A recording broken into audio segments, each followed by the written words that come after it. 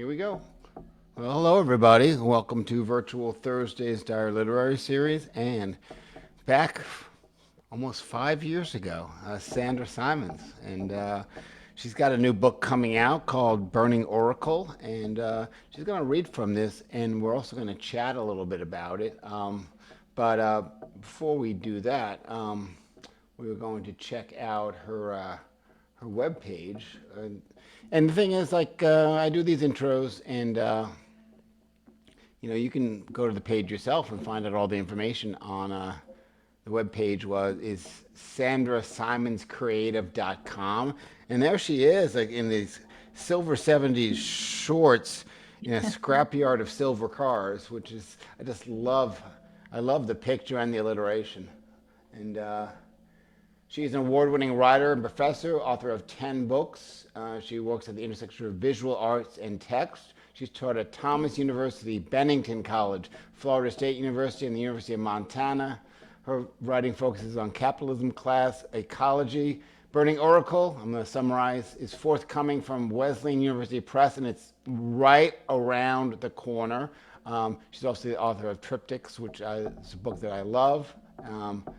And that was a 2022 New York Times selection. So read all about her at Sandra Simonds, Simonds, creative.com. And hey there, and welcome. Hi, thanks for having me again. I can't believe it's been so long. Yeah, so I guess you're gonna do some reading for us, and then we'll get to it. Yeah. So, should I start? Okay, I'll start. So, yeah, my book, Burning Oracle, can you see it? Is coming out. I have two copies right now. It's coming out the 17th of February, so I'm very excited. Thank you for coming to the reading. And this book it's a book length poem. It's about a lot of things, but mostly, so it's about identity. My grandparents were Holocaust survivors, and so it's about going to Paris. They're French, and sort of exploring my past and sort of intergenerational trauma, and just thinking about who we are and where we come from, and also sort of what technology claims to know about us. Um, there are a lot of characters in this book, um, but it's kind of framed as a pilgrimage to Paul Celan's grave, which is in Paris.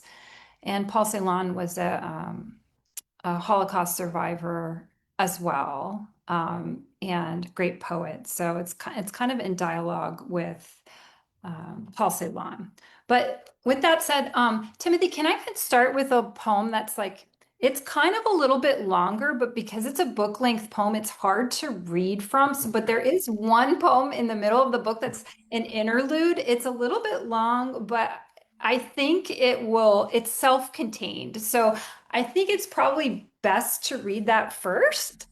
Is that okay? Can't wait to hear it. Okay, all right. So this poem is called The Unknown Woman of the Seine, which is the Seine River in Paris. And it is about uh, the it's about a woman in the late 19th century, really a girl who was found. She was dead, and also, by the way, Paul Celan jumped in the Seine and committed suicide that way. So there's a connection there. But her death mask, this woman, this girl, this late 19th century girl, was used by many artists in the early 20th century as a kind of art piece um, for their walls and things like that. And I thought that was really interesting. And so I wrote a poem about she's referred to as the unknown woman of the Seine. Right. The unknown woman of the Seine. Neolithic she falls asleep at the foot of a tomb, depicted in the terracotta of Malta. Alluvium dream of the future They believed this incubation would reveal the world's tributaries, sucking phantoms from sediment, waves, wax flow of the death mask made by Paris mortician, 1885, shaped like a moth that flies from the eye hole or into a mouth full of sand. Murky river water, so taken by her beauty, nothing dead could have skin so smooth, cheeks so round. Just the proximity to the grave is enough to predict the future. This interlude, pause in the stream of time, eddy in our story, where we spin into a woman they believe died between the ages of 16 and 19. Her body placed on 12 noir marble slabs in the morgue as groups of teenage boys peer through the window, point at her rotting breasts. This public viewing of her form. No blue tulips for this unknown dead. But when Rainer Maria Rilke passed by the shop and saw her death mask in 1905, bought it for Auguste Rodin, whom he worked for as a secretary, ochre pigment was sprinkled on the dead to usher the body into the sun. Rodin's hands plunged into the auburn tinted water as he pulled a ceramic elbow out of the sink to wash off a splash of blood from a small cut. We must remember, the mask says, how sad it is to love and be loved, which is her expression replicated by violence, the violence of fractals and images, as Maurice Blanchot hangs the mask in his parlor and creates philosophies. And we took tests on these bankrupt philosophies and studied and failed them or passed them. But in either case, we lost ourselves in terrible ideas based on the lie that her dreams could be reproduced by men with no connection to our bodies. But now we sleep at the foot of the grave and take in the centuries. Water fills the nightmare no matter what shape it takes or how many waves lap against limbs. We were so happy sitting on the riverbanks in August, half naked, smoking clove cigarettes, buying cheap topaz dresses with traveler's checks, one with a fox print, mood rings and books. Like Anna Karenina, we pretended to read, listening to Bob Dylan, drunk and dancing. The source is hardening into art. No art's replication, not culture exactly, more a propulsion of the crowd into the Musée d'Orsay's exhibit of death masks in 2002 called Last Portrait. This girl's face, sex worker, peasant, new to the city, love affair gone wrong, a plain suicide. Between Mozart and Robespierre, she took one look at the mask and said, okay, I'll be a poet. But back to the 19th century morgue and the decaying hands and feet of photographer Hippolyte Bayard, who is the first person to stage a suicide in photography. Behold the bloated corpse fished from the Seine, yet from this supposed morgue scene, there is a nice clean straw hat hanging behind him, which gives away the hoax. And when the self-portrait is complete, he walks to a nearby cafe and complains to a friend about the annoying attention that Louis Daguerre is getting from his pictures of the catacombs, flux, morph, scales. The unknown woman's death mask landed in the hands of Norwegian toy maker Lardell Osman Lardell, whose 2-year-old son almost drowned in 1940. And when he pulled the child from the river, he decided to create Anne, the CPR doll we all recognize today. She is sometimes called the most kissed face of all time, who comes back to life sometimes, but dies often, like art. You never know what will happen. Muse drowned in her own fluvial dreams. ecstatic half smile. It was Claire Gull who accused Paul Celan of plagiarizing her husband Yvonne's poetry. There are many letters where Paul defends himself against the attacks.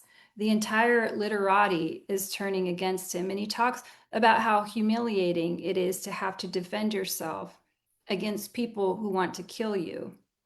And he recounts in a letter to Alfred Andrich on July 27, 1956, that Claire summoned sculptress Shauna Orloff to cast a death mask of her still living husband. And Shauna ran away horrified, which is strange because in 1936, Claire wrote a short story called The Unknown Woman of the Seine, in which a man dies of a heart attack upon looking at a death mask, believing it is his daughter's. And most certainly what pushed Paul Celan, whom many regard as a 20th century seer, giving his poems almost prophetic agency to jump into the Seine, was depression and anxiety made more acute by Claire's false accusations. But it is ecstasy, not depression, typical of ancient seers like Cassandra, a positive madness, bolts of language twisted around oracles, this love between the gods and psychics, a language fused into itself like an ebony box of vibration. The prophecies moving up the thighs, a sexual delight in hair, and the wet body glittering, as if having bathed in a river. And now she knows things others don't through sitting at the foot of a grave, which is another word for river. All that history on the backs of simple people, the weight unbearable. It isn't fair. Crowds flowing down the boulevards, the market open, an old woman buying produce. A week later, she too would be dredged from the river, clutching one onion in each hand.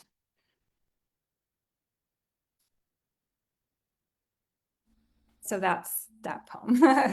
Wow, that's an amazing. That's such an epic poem, and the book sounds like such an epic book. I'm gonna add myself here.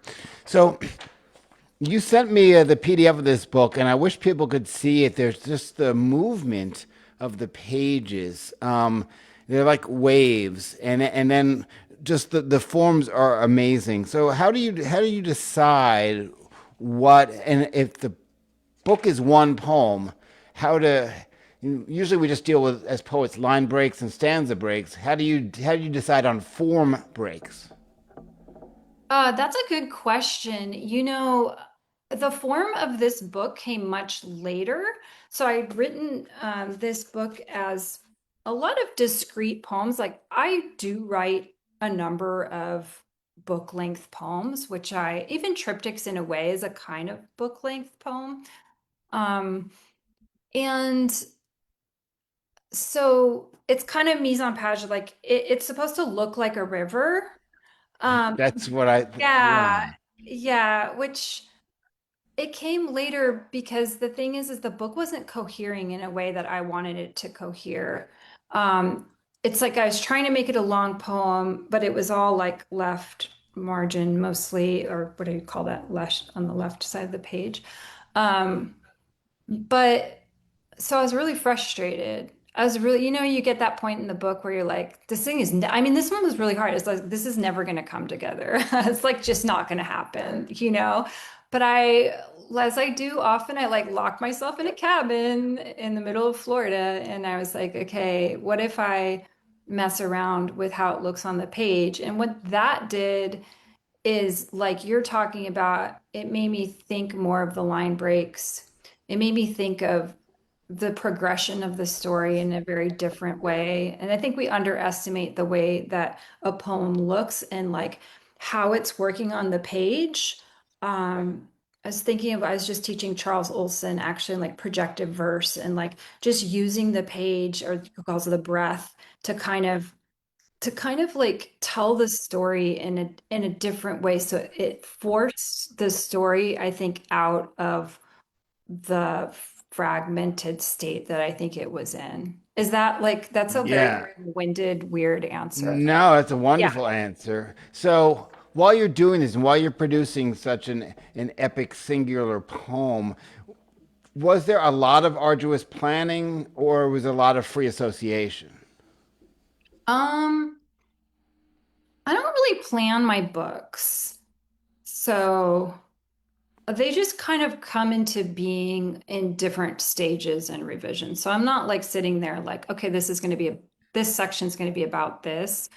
It's definitely more of like, okay, here's a version of the book, but I do work with narrative a lot, so the story's not that interesting here, or the language is flat here, so I have to like, and then with a long poem, like a book length poem, you're also thinking about balance. So balance becomes, I think, even more important. I want to say it's it's important because the narrative, it's hard to write a long narrative poem, even if it's experimental. So you have to be constantly thinking about balancing elements like narration, um, who's speaking, their characters in this book. So there's Paul Celan, there's Cassandra, who's like a kind of prof prophetic sort of figure. There's a fox who's a like trickster character. And did I say Francisco Goya, the Yes, artist? Goya is in there Yeah, too. dealing with some mental illness. Yeah, so all of the, the characters, I think I was inspired. I taught a class at Bennington on Anne Carson. And so Anne Carson uses a lot of characters, and she doesn't even call her books necessarily books of poetry, but that was inspiring to me is like, how do you use elements of fiction in poetry and make that work? It's a challenge. Yeah. The other part, I'm just fascinated by this process. So, at what point did you initially say, "I'm going to write a book of a singular poem," or if not, at one point did you realize that this is going to have some legs? So like the very first version of this was a book of poems. It was like the long poem about going to Paul Celan's grave.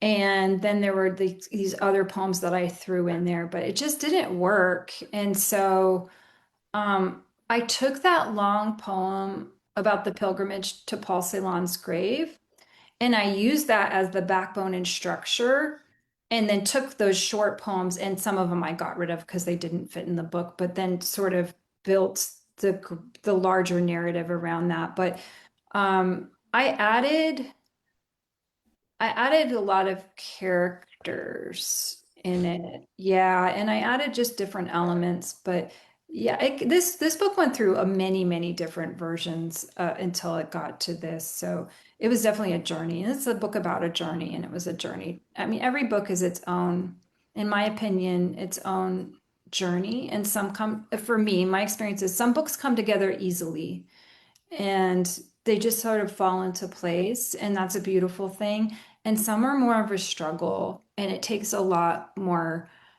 revision and just reimagining the book over and over until you get it to a place where you feel like it's right.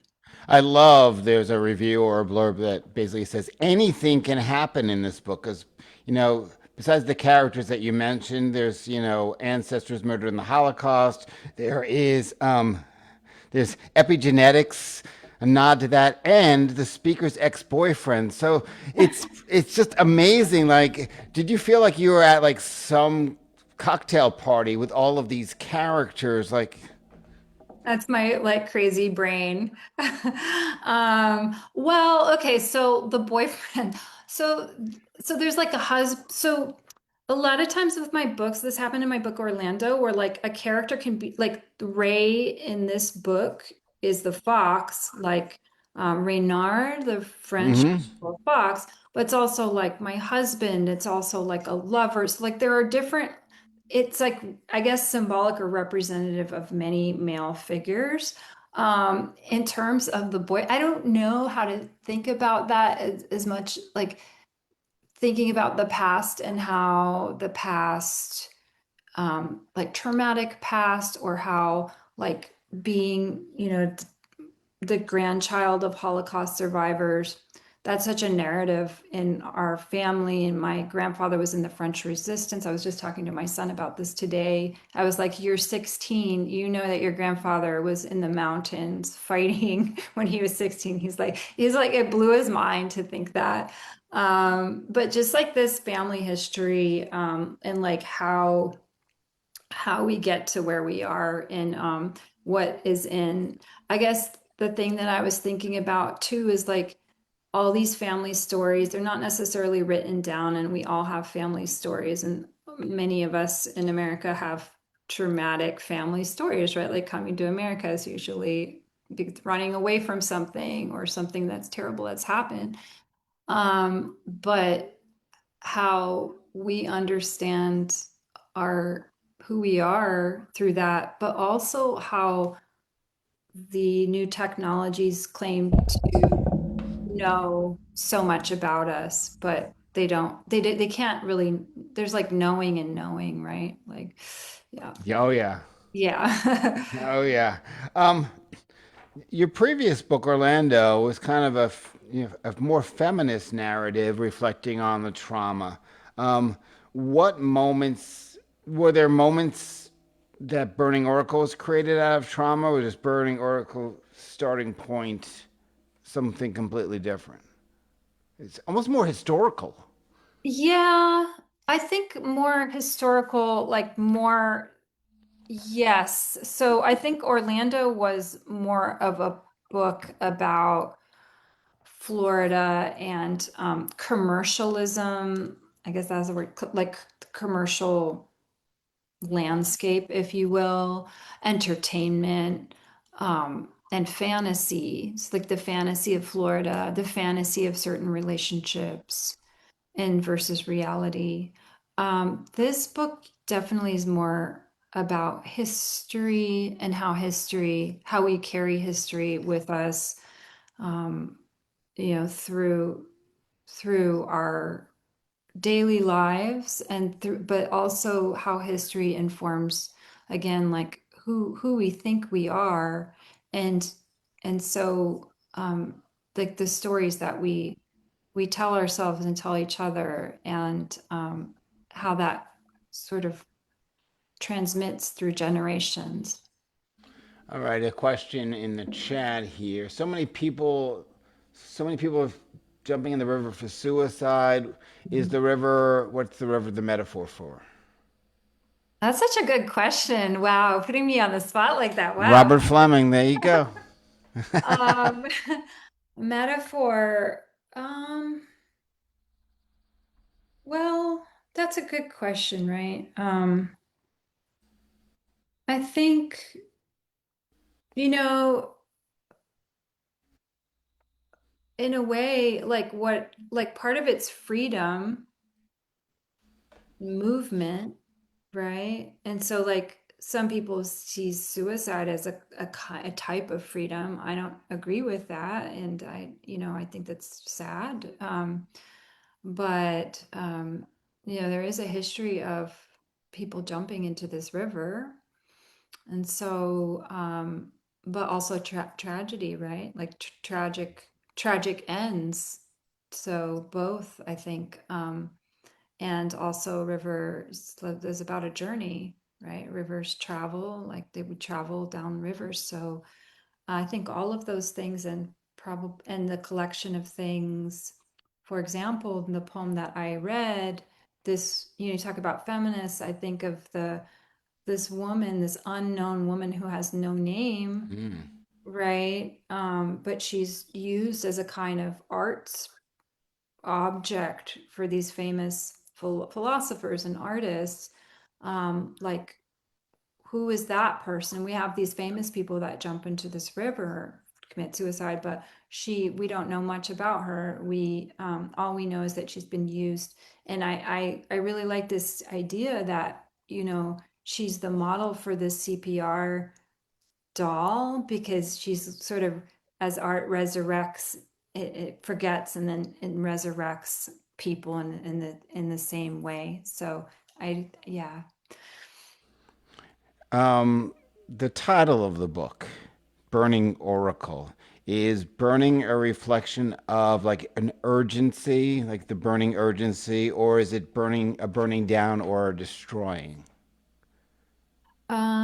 Probably both. And um, I think that there's a little bit of Holocaust imagery in that as well. And so, um, yeah, I'd say both.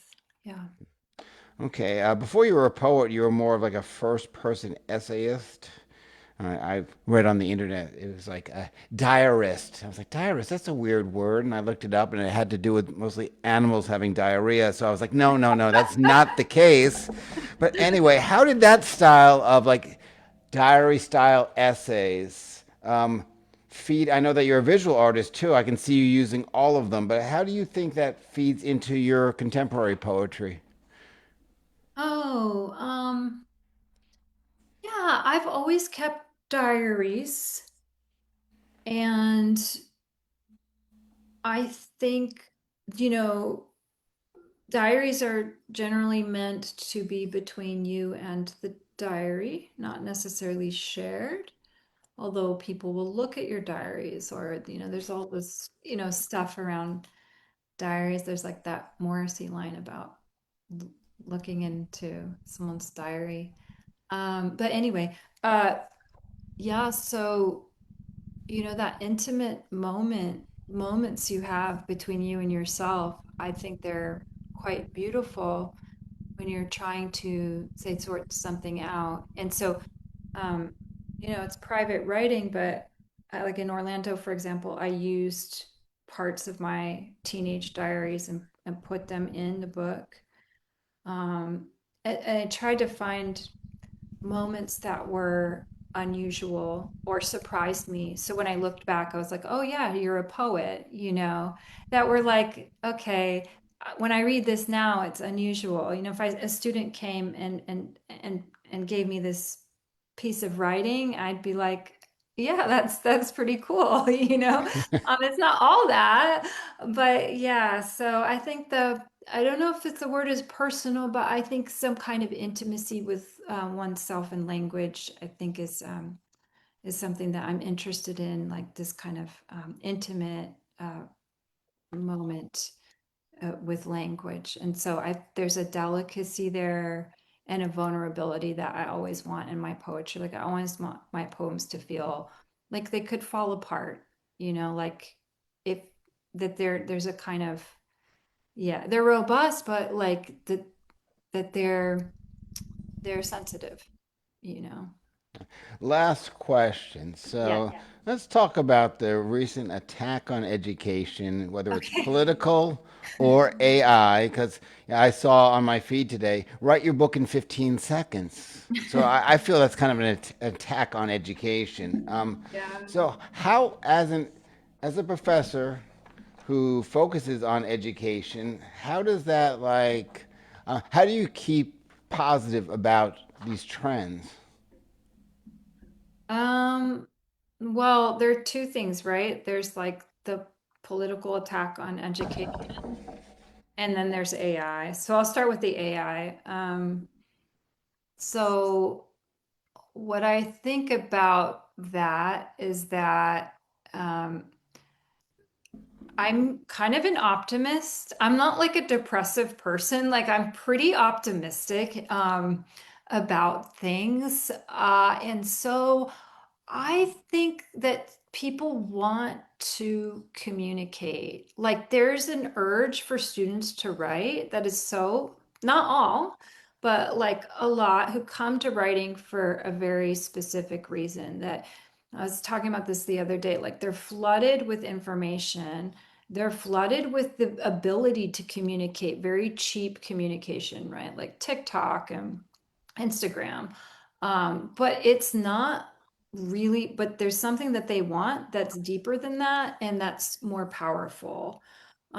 And so AI, I mean, is really kind of along the lines of that cheap communication. And I think that they don't want that necessarily. Like, I think students do really love writing and they love, I mean, I have my son's 16 and a half and he loves to write and he would never use AI really because he just really truly loves and enjoys it. So I think that like that human need to make art is just there. And I don't feel like, in my opinion, it's not threatened by AI. And if you really actually look at that writing, it's so terrible. I mean, it cannot write poetry. Like we all know that. It's It like, loves the M dash too. It it loves absolutely the loves M the M dash. dash. It loves semicolons. It loves this like weird logic, like if not X but Y, and it'll like redundantly double down on a lot of these weird ticks. So it's not that interesting. And I did ask AI to write a poem using just M dashes and semicolons, and it came back with,